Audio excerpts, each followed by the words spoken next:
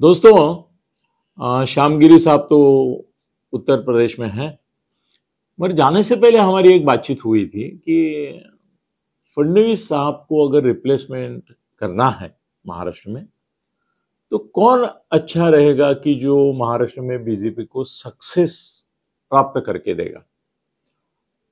तो मैंने विनोद तावड़े का नाम सजेस्ट किया था। मैं बोला विनोद तावड़े काबिल है, विनोद तावड़े ये कर सकते हैं, महाराष्ट्र में परिस्थिति संवर सकते हैं।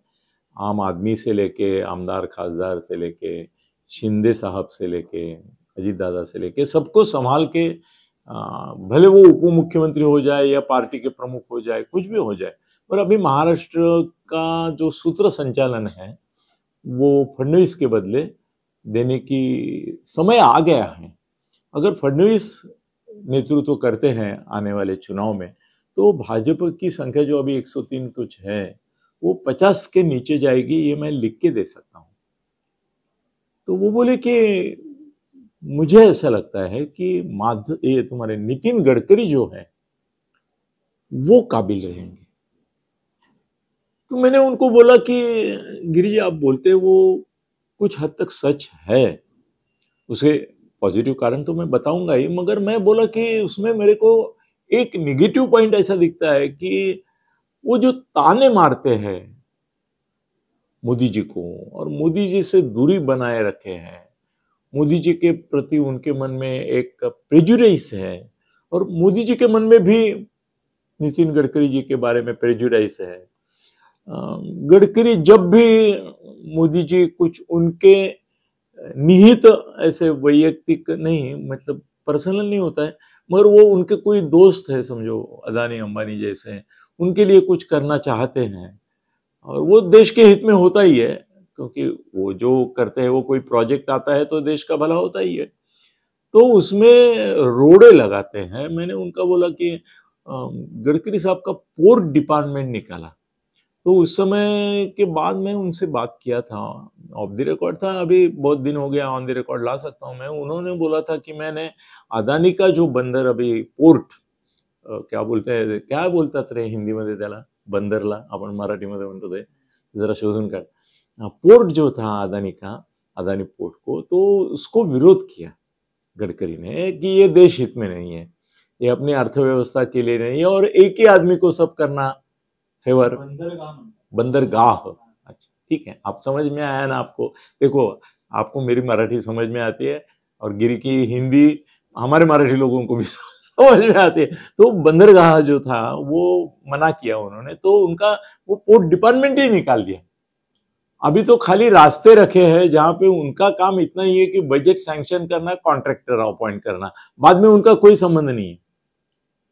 और बजट मोदी जी के जो समर्थक हैं जो गडकरी के खिलाफ है वो तो मुझे बोलते हैं कि भाई बजट क्या पैदा करते हैं क्या गडकरी साहब, वो बजट प्रोविजन तो निर्मला सीतारामन उनके बजट में करके रखती है, करके इनके हाथ में। ये जो हमेशा बोलते हैं मैं 5,000 करोड़ का रास्ता बनाऊंगा, मैं 10,000 करोड़ का ये बनाऊंगा वो बनाऊंगा, वो बोले वो 10,000 करोड़ क्या इनके डिपार्टमेंट के अंदर है?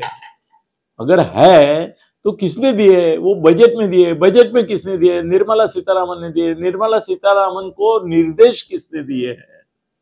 वो निर्देश मोदी जी ने दिए हैं कि भाई अपने देश में इंफ्रास्ट्रक्चर जो है तुम्हारा रास्ते का, ये वो अगर बेहतर हो जाता है कि देश की तरक्की और ज्यादा हो जाएगी।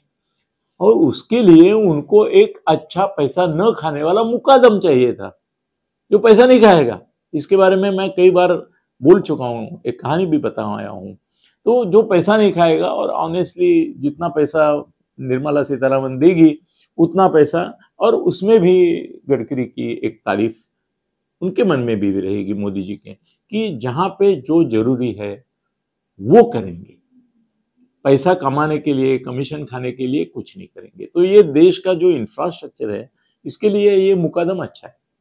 तो वो मुकादम से ज्यादा, सुपरवाइजर से ज्यादा अहमियत देते नहीं है।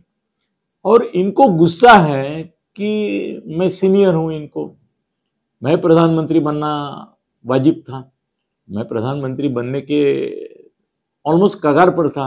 जब मैं दूसरी बार अध्यक्ष बनने वाला था तो वो पूर्ति का लफड़ा निकाल के मेरा सेकंड टाइम टर्म बर्बाद किया इन्हीं लोगों ने। अब यही लॉबी मेरे खिलाफ काम करके मेरे को खत्म करने की बात कर रही है।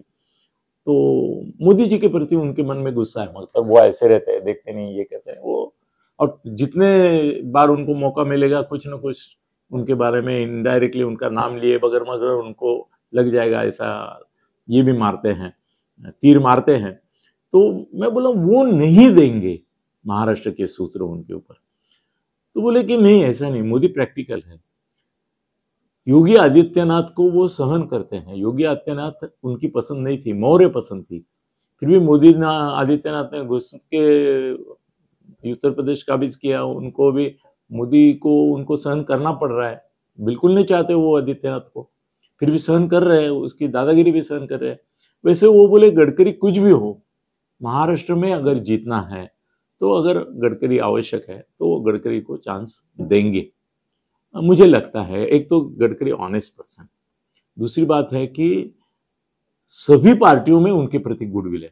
कल अगर ऐसा मौका आया कि महाराष्ट्र में सरकार बनानी है और वो सरकार बिना शिवसेना उद्धव, बिना शरद पवार, बिना ये ऐसी मतलब कांग्रेस छोड़ के सभी पार्टियों को साथ में लाने वाला आदमी अगर महाराष्ट्र में कोई है तो गडकरी है। मतलब गडकरी मुख्यमंत्री बनेंगे तो सुप्रिया सुळे को उप मुख्यमंत्री बना सकते हैं, या जो भी बोलेंगे, जयंत पाटिल को बना सकते हैं शरद पवार के गुट से, आदित्य को बना सकते हैं, इधर सब पार्टी, शिंदे साहब भी उसमें हो सकते हैं। तो गडकरी एक अच्छे मुख्यमंत्री भी होंगे और पार्टी के लिए भी उनका गुडविल है, उनके प्रति निगेटिविटी नहीं है। वो ब्राह्मण होने के बावजूद उनके प्रति निगेटिविटी नहीं है, ये बड़ी बात है। उनको कोई ब्राह्मण नहीं समझता, वो साथ जाति धर्म सब, मुसलमान भी। उन्होंने बोला परसों, मुझे बहुत उसके लिए तारीफ करता हूं मैं उनकी, उन्होंने बोला 60% मेरे वोटर्स में दलित और मुसलमान है, फिर भी मैं इतने बहुमत से आता हूं।